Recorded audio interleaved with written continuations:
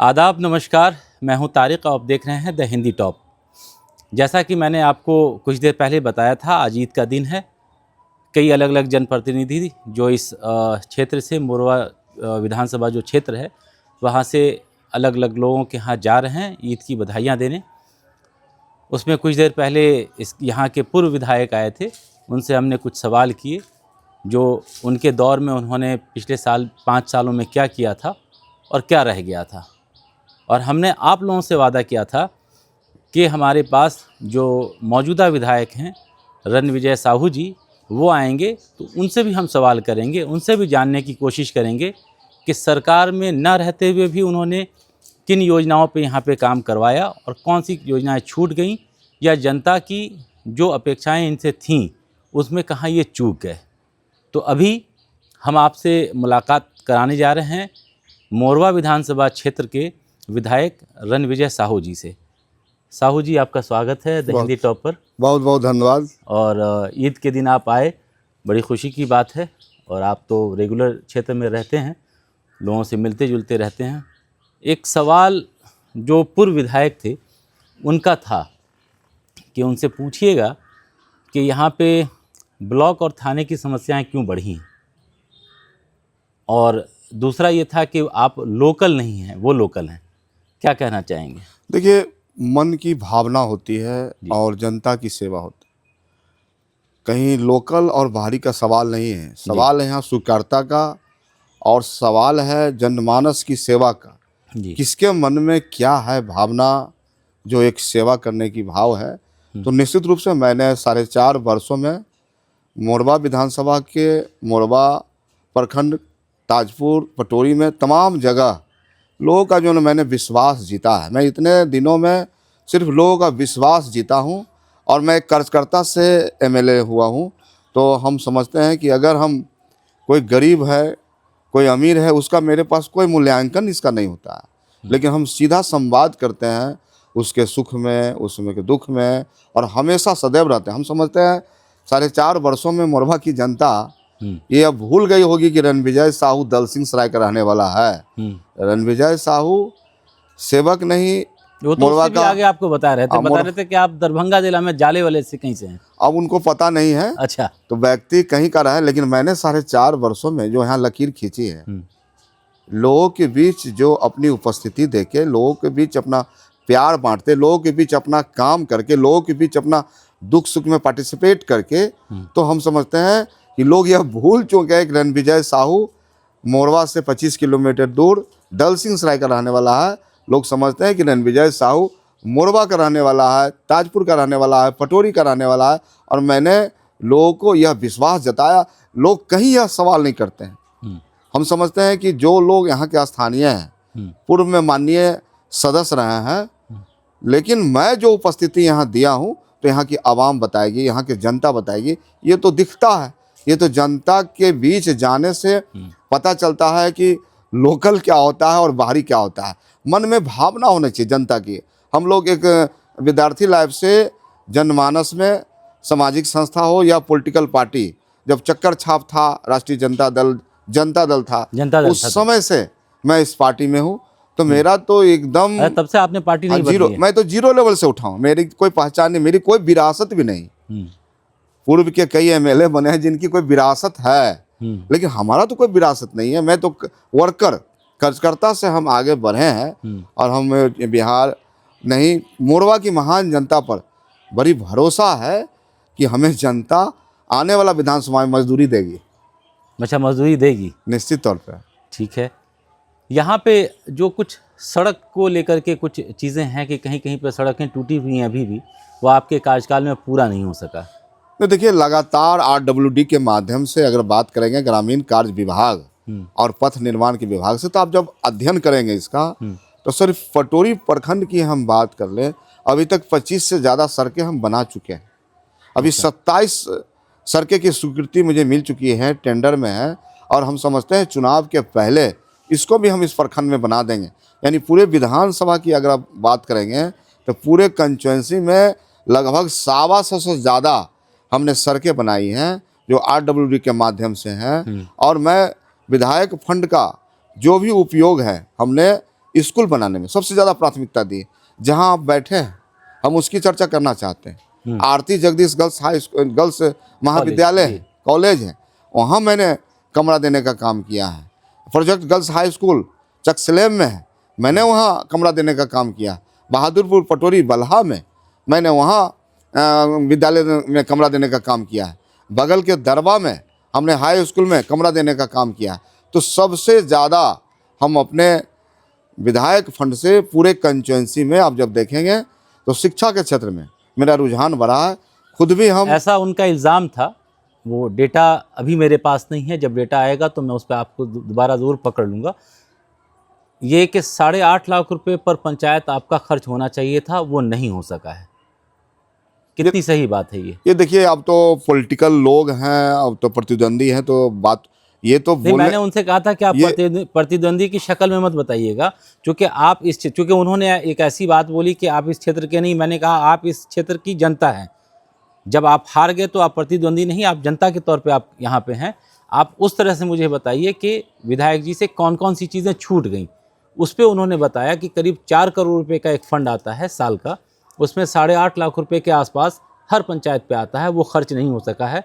ये पूछिएगा। तो मैंने कहा ये जनता वाला सवाल है, पूछना बनता है, तो मैं पूछूंगा एक बार, ताकि आप बता पाइए अपनी जनता को। ये देखिए, ये पंचायत तो में खर्च हुआ है, निश्चित तौर पे ये तो आंकड़ा में है।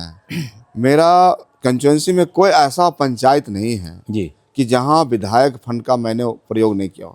और काफ़ी गंभीरता के साथ मैं खुद कलम, कॉपी और डायरी लेके मैं इसका मेंटेन करते रहता हूँ। जो भी पंचायत अछूता है उसको मैं उस विकास की गति अपने विधायक फंड से जो भी संभव मैं देता हूँ। और ये तो आंकड़ा है, ये कुछ छिपाने की बात तो है नहीं, ये तो कोई भाषणबाजी या बयान की बात नहीं है, ये तो दिखता है। अब जब योजना से निकालेंगे आप जिला योजना पदाधिकारी के माध्यम से, तो मोरबा 135 में ये पता चलेगा कि विधायक फंड के माध्यम से कहाँ कहाँ काम हुए, कौन ऐसे क्षेत्र हैं जहाँ विकास से दूर था, उसको रणविजय साहू ने जोड़ने का काम किया, ये तो दिखता है। एक और समस्या जो मेरी जानकारी में आई, कभी एक आध बार कोई लोग फ़ोन करते हैं, समटाइम्स ऐसा होता है कि जनप्रतिनिधि एक्सेस नहीं हो पाते हैं जनता से किसी कारण से, चाहे वो आप हों, चाहे आपके प्रतिद्वंदी विद्यासागर जी हों।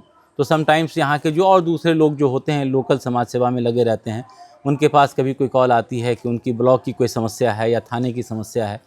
तो ख़ास तौर से थाने की कुछ ऐसी समस्याएं होती हैं। ये मेरा सवाल उनसे था, चूँकि मैंने कहा आप भले ही विधायक नहीं हैं लेकिन सरकार में मौजूद हैं आप। तो उन्होंने कहा सरकार में मौजूद हैं, लेकिन इसमें ये चीज़ जो मौजूदा विधायक हैं उनकी भी जिम्मेदारी होती है। तो मैं उनसे एक आपसे सवाल कर रहा हूँ कि वो जो समस्याएं होती हैं थाना से रिलेटेड, जो बहुत सारे लोगों के से अन्याय वाली बात होती है, बेवजह बेकसूर लोग भी फंस जाते हैं, उनका निपटारा कैसे? देखिए, हम इस ओर लगातार, राष्ट्रीय जनता दल एक ऐसी पार्टी है जो गरीबों की बात करती है, वंचितों की बात करती है, और हमारा मूल विचार ही यही है। तो अगर किसी के साथ शोषण हो रहा है, अत्याचार हो रहा है, चाहे थाना हो चाहे ब्लॉक हो, जब आप देखेंगे पिछले कार्यकाल की स्थिति देखेंगे तो आप समझिए कि पूरे ब्लॉक पर, पूरे थाना पर किस प्रकार से वसूली होती थी। आज वसूली होती थी। अच्छा। आज पूरे विधानसभा में कोई कह नहीं सकता है कि रणविजय साहू या उनके साथ रहने वाले कार्यकर्ता कहीं भी भ्रष्टाचार में लिप्त है। मैंने तो कहा था कि मोरवा विधानसभा को भ्रष्टाचार मुक्त बनाऊंगा, और निश्चित रूप से इस दिशा में भ्रष्टाचार मुक्त। अब देखिए, सरकार नीतीश कुमार जी की सरकार है और अफसरशाही है, अफसर बेलगाम है, फिर भी एक जो संवैधानिक अधिकार होता है एक विधायक का, हम लगाम कस के और पूरी ताकत के साथ हम काम करवाते हैं। तो कितनी बात ऐसी सदन में उठाई आपने, या इसको लेकर के इसके खिलाफ कितना धरना प्रदर्शन हुआ आपकी तरफ से या आपकी पार्टी की तरफ से? अब देखेंगे तो लगातार सदन के अंदर, अभी हाल में ही जो सरकार ने कहा कि 94 लाख ऐसे लोग हैं बिहार में जो गरीबी रेखा से नीचे हैं, जिनकी आय 6,000 से कम है। साहब जब ब्लॉक में जा रहा है बनाने के लिए, तो वहाँ के जो पदाधिकारी हैं, उनके जो राजस्व कर्मचारी हैं, ये लोग तो भ्रष्टाचार में लिप्त हैं, पैसे मांगते हैं। मैंने सदन के अंदर सवाल लाया सरकार से जानना चाहा कि आखिर इस तरह का नियमावली क्यों है।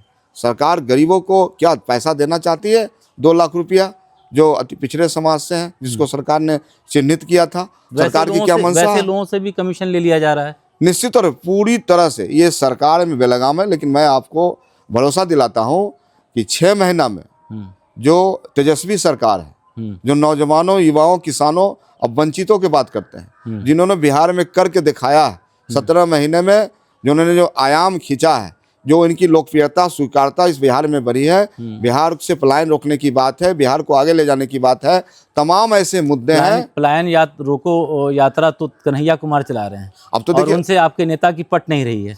अब देखिए, हर पार्टी का अपना मैनिफेस्टो है, अपना एक संविधान है, अपनी विचार है, और लेकिन उनका भी तो उद्देश्य यही है कि बिहार में कैसे नफरतवादी ताकतें हैं, सामंती ताकतें हैं, मनुवादी ताकतें हैं, उसको बिहार में हम रोक दें। जिस प्रकार से लालू प्रसाद यादव ने, आपको याद होगा कि जब ये देश को आग लगाने के लिए निकले थे, लाल कृष्ण आडवाणी जी, लालू प्रसाद यादव ने कहा था, ठहरो, यह बिहार है, और बिहार में उन्होंने गिरफ्तार करके उसको जेल भेजने का काम किया। ये बात तो आप बिल्कुल सही बोल रहे हैं। वो घटना पूरा हिंदुस्तान जानता है किस तरीके से इसी समस्तीपुर में लाल कृष्ण आडवाणी अरेस्ट किए गए थे और लालू यादव द्वारा किए गए थे।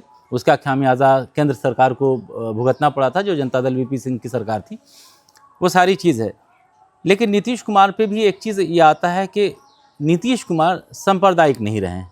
ये कहीं ना कहीं मुसलमानों के बीच में एक बात रही है कि भाजपा पे इल्ज़ाम लगता रहा है, भाजपा पे ये रहा है, इस बात का गुस्सा मुसलमानों के अंदर रहा, तो भाजपा की वजह से नीतीश कुमार को वोट मुसलमानों का नहीं पड़ा। लेकिन सांप्रदायिक होने वाला जो इल्ज़ाम है नीतीश कुमार पर भी नहीं पड़ा। नीतीश कुमार से मेरा एक सवाल अभी उनसे भी हुआ था और आपसे भी, कि नीतीश कुमार के साथ एक बड़ी अजीब समस्या रही है कि कभी भ्रष्टाचार की बात आती है तो आप राजद के साथ भाग जाते हैं, सांप्रदायिकता की बात आती है तो भाजपा के साथ भाग, और आप जाना कहाँ चाहते हैं? क्या आप अकेले होते तो क्या क्या करते? कुछ सवालों के जवाब दिए हैं उन्होंने, जो कि आप मेरे वीडियो में आप देखेंगे। ये जो एक समस्या है, कैसे निपटेंगे? देखिए, नीतीश कुमार जी सिर्फ सत्ता में रहना चाहते हैं। आज नीतीश कुमार जी खामोश क्यों हैं? आज आरएसएस के गोद में बैठे हैं। वक्फ बोर्ड संशोधन बिल 2024 लाया जा रहा। नीतीश कुमार जी आंखों में पट्टी बांधे हैं, मुंह में दही जमा है। उनको स्पष्ट करनी चाहिए ना, आप देश में क्या चाहते हैं। जिस प्रकार से नफरतवादी सरकार है, केंद्र की सरकार है, मुसलमानों को अधिकार छीनना चाहती है वक्फ बोर्ड के नाम पर, जो उनकी नीयत है। अब वो चाहते हैं कि देश में मुसलमानों को हम कमज़ोर करें। जो मदरसे चलते हैं, जो तमाम ज़मीनें हैं, उनको चाहते हैं कि अपने अंडर में हम ले लें और देश और हिंदुस्तान के मुसलमानों को तालीम बना दें। साहब, लालू प्रसाद यादव अभी जीवित हैं और लालू प्रसाद यादव ने चेतावनी दिया था कि आप मुसलमानों की अधिकार छीनने की बात करोगे तो लालू प्रसाद यादव खरा मिलेगा। तो हम आपके माध्यम से कहना चाहते हैं साहू जी, लेकिन ऐसा मामला नीतीश कुमार के साथ भी आता है कि उन्होंने अधिकारों को छीनने नहीं दिया है अब तक, और यही एक वजह है कि शायद ये उम्मीद मुसलमानों के बीच बची हुई है कि जिस तरीके से चंद्रबाबू नायडू ने एक स्टैंड लिया है, नीतीश कुमार भी शायद वो स्टैंड लेंगे, ऐसा कहा जा रहा है। तो बिहार दूसरा सवाल ये है कि वक्फ बोर्ड को लेकर के जिस तरीके से बातें हुई और उनके इफ्तार पार्टी का बाइकॉट, मुस्लिम जितनी भी संगठन हैं बिहार में या हिंदुस्तान लेवल पे, उन्होंने उसका विरोध किया और लोग नहीं गए, ना के बराबर गए। ये सच्चाई है, ठीक है। जो व्यक्तिगत संबंध थे नीतीश कुमार से, वो लोग वहाँ पहुँचे। लेकिन उसके बाद जो गर्दनी बाग वाला धरना प्रदर्शन हुआ, ये कहा जाता है कि वक्फ बोर्ड के से रिलेटेड जो पूरी धरना प्रदर्शन थी, उसमें इमारत शरिया और जमीयतुल उलमाए हिंद के जो लोग हैं, उनको राजद के लोगों ने कुछ मैनेज करके उसको पूरा हाईजैक कर लिया, उस पूरे प्रोग्राम को। इसमें कितनी सच्चाई है? नहीं, देखिए, राष्ट्रीय जनता दल तो आप देखेंगे विचारों की लड़ाई लड़ती है, तो हम खुद राजद क्यों नहीं उतरी सड़क पे इस चीज को लेकर? हम खुद स्वयं उस धरना में थे। सिर्फ मुसलमानों की जरूरत क्यों पड़ रही है कि आप साथ आओ तो मैं लड़ूंगा? पूरी पार्टी क्यों नहीं सड़क पे उतरी और तब कहा कि मुसलमानों मेरे पीछे आओ, मैं तुम्हारी लड़ाई लड़ने जा रहा हूं? आप बताइए, रणविजय साहू पहुंचता उस धरने पर? जितना राष्ट्रीय जनता दल के एमएलए हैं, तमाम एमएलसी हैं, माननीय लालू प्रसाद यादव पहुंचते हैं, तेजस्वी प्रसाद यादव पहुंचते हैं, गर्दनी बाग मैं स्वयं घंटों रहता हूं उस धूप में, तो कहीं ना कहीं पूरी पार्टी राष्ट्रीय जनता दल इस वक्फ बिल संशोधन बिल के खिलाफ है। और वही नहीं, महागठबंधन पूरी तरह से वक्फ बिल संशोधन बिल के खिलाफ है और समझते हैं कि सरकार को झुकना पड़ेगा और नीतीश कुमार जी को स्टैंड क्लियर करनी चाहिए।